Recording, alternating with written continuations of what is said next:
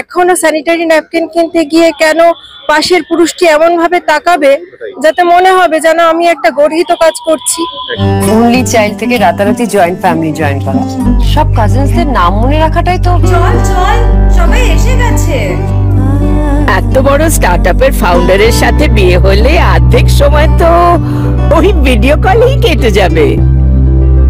নতুন ঘরবাড়ি, নতুন ফ্যামিলি, নতুন নিয়ম কানুন।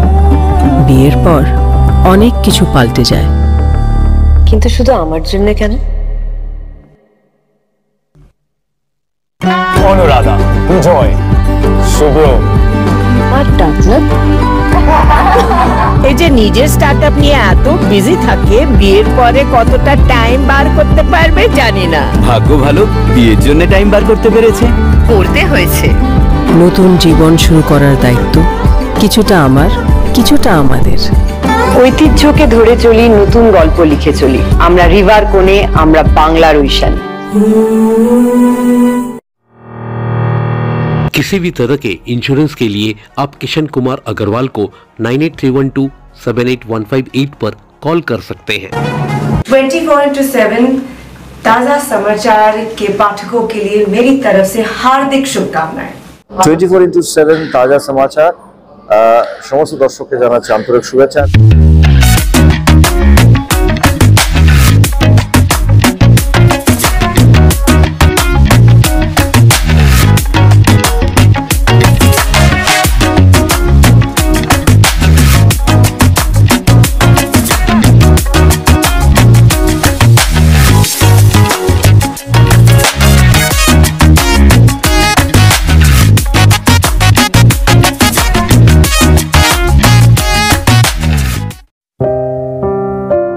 महिला दिवस हर साल 8 मार्च को मनाया जाता है और इसका उद्देश्य महिलाओं को उनके अधिकारों के प्रति जागरूक करना और उन्हें सम्मान देना है। महिलाओं ने इतिहास में हर क्षेत्र में अपनी छाप छोड़ी है, चाहे वो शिक्षा हो, राजनीति हो, विज्ञान हो या खेल का मैदान। इसी के मद्देनजर हाल ही में आई कम्युनिकेशंस ने महानगर स्थित प्रेस क्लब में कार्यक्रम सप्तशती का आयोजन किया।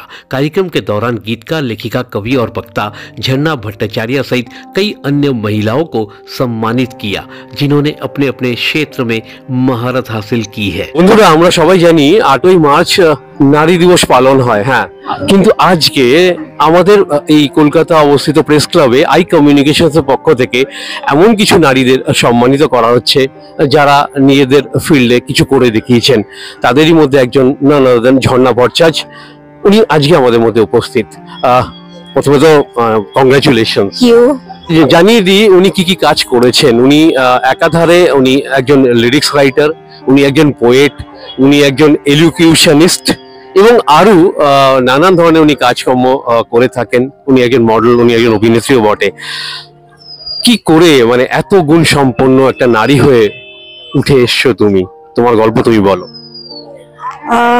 সবার ভালো গল্পের পেছনে, আলোর পেছনে তো অন্ধকার থাকে। সেই অন্ধকারগুলো না থাকলে বোধহয় আলো আসে না, প্রকৃত আলো আসে না। কারণ পুরোপুরি রাত না হলে আমরা দিনের আনন্দটা পাই না।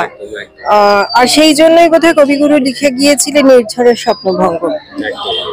আর আমাদের এই মঞ্চটাও সেটার কথাই বলে। কিন্তু এই মঞ্চ আজকে নারী দিবস নয়, তা সত্ত্বেও নারী দিবস উদযাপন করা হচ্ছে এই জন্যই যে নারীরা সমাজে সেই হিসাবে প্রতিষ্ঠিত নয়, যেহেতু তাদের ওপর আলো পড়েনি, কিন্তু তারা নিজের ক্ষেত্রে নিজের কর্মে প্রতিষ্ঠিত। তারা কর্মকে ধর্ম মেনেছে এবং কর্মস্থানকে ধর্মস্থান মেনেছে।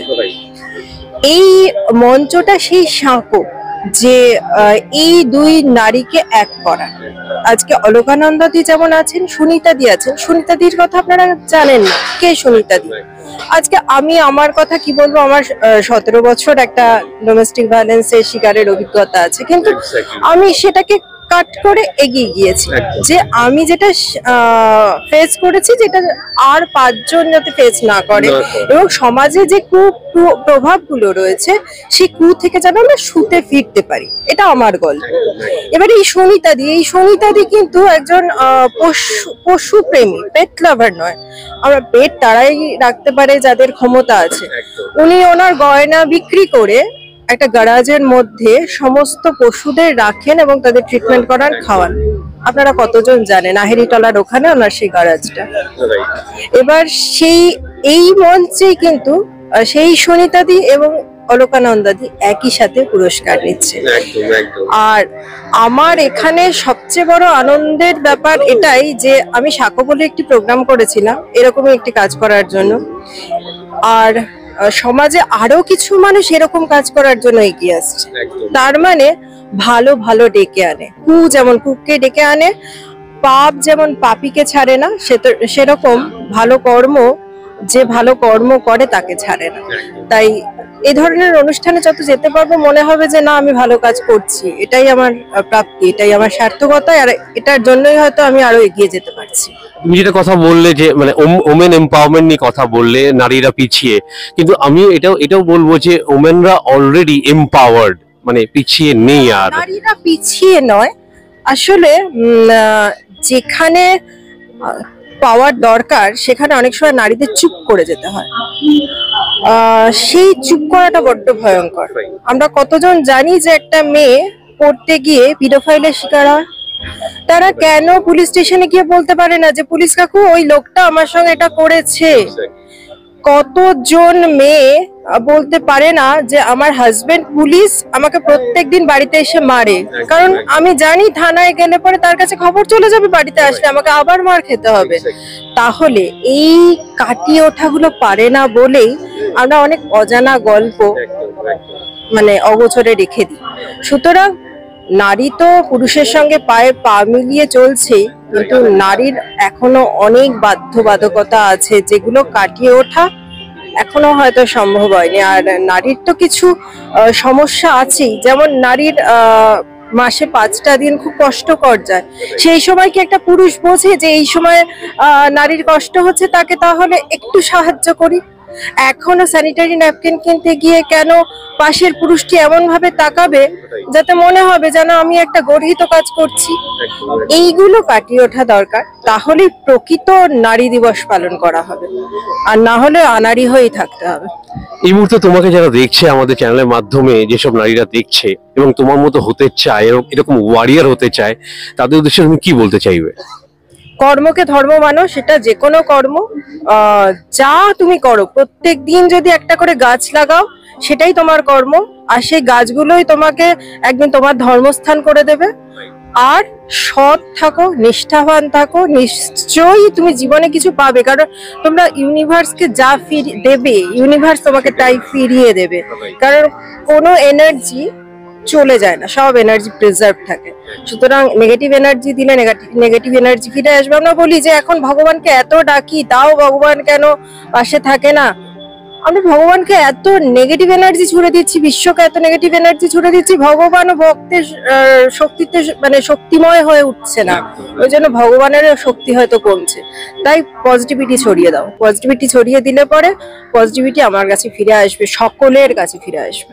আর যেতে আমার একটাই মানে তোমার কাছে রিকোয়েস্ট থাকবে যে তুমি যেহেতু একজন পোয়েট, এই আজকে মানে নারী দিবস যেহেতু মানে উদযাপিত হচ্ছে, একটা ছোট্ট কিছু হয়ে যাক। এক্ষেত্রে বলি আবার একটা গল্প, যে এই আমরা প্রেমের কথা বলতে গেলে আমরা বলি এই মহিলা সিঙ্গেল, আমি এখানেই ফেস করেছি, আমি নিজের জীবন দিয়ে সবকিছু বলছি। তুমি তো আমার সিঙ্গেল না, কারোর সঙ্গে ডেট করছো, প্রেম করছো, ও তুমি তো এখন ফ্রি বার্ড। ও সেই ইঙ্গিতটা খুব খারাপ ছিল।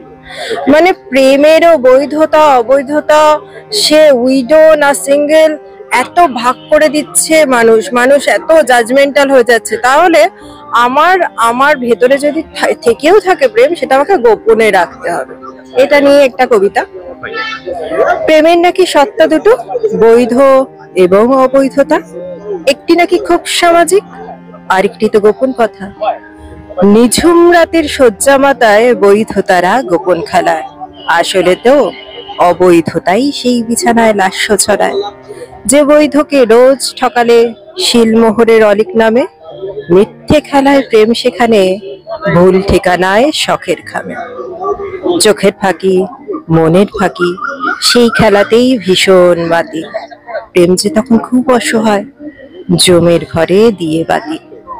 বৈধ প্রিয়া বামে থাকে, অবৈধ তো নীরব বাজে। হাজার আধাজ জলে কানুর বাঁশির সোহাগ আছে। শুনছো প্রিয়, এই জন্মে অবৈধ প্রেম আমায় দিও, পরের জন্মে দুই পীড়িতের ফারাক না হয় মিটিয়ে নিও। এখানেও কি করুণ আরতি, মানে আমাকে মানে অসহায়তা মানে এতটাই ছড়িয়ে পড়েছে, মানে কারণ সমাজ বড্ড জাজমেন্টাল, আমার পাশের মানুষটাই বড্ড জাজমেন্টাল, আমার ফ্যামিলি বড্ড জাজমেন্টাল, আমি কোথায় যাব? তাই হচ্ছে কথা। তাই জাজমেন্টাল না হয়ে নিরপেক্ষভাবে যেদিন মানুষ ভাবতে শিখবে, সেটা নারী পুরুষ নির্বিশেষে, সেদিন আর সমাজে কোনো কলুষতা থাকবে না, আর সেদিনটা ফিরবেই, রেনেসা আসবেই। এটাই হচ্ছে কথা। এই আশায় আমরাও রইলাম। আপনারা শুনলেন ঝর্ণার কথা। বন্ধুরা, এই ছিল আজকের ভিডিও। আপনারা যদি এই চ্যানেলে নতুন হয়ে থাকেন তাহলে এই চ্যানেলটিকে সাবস্ক্রাইব করতে ভুলবেন না। আবার দেখা হবে অন্য কোনো ভিডিওতে। ঝর্ণা, আমাদের সাথে কথা বলার জন্য অসংখ্য ধন্যবাদ। ब्यूरो रिपोर्ट 24/7 ताज़ा समाचार।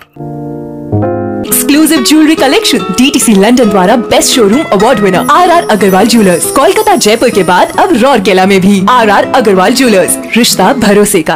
নমস্কার, আমি ঋতুপর্ণা সেনগুপ্তা। 24/7 তাজা সমাচারের জন্য রইল আমার অনেক অনেক শুভেচ্ছা, ভালোবাসা। All the best.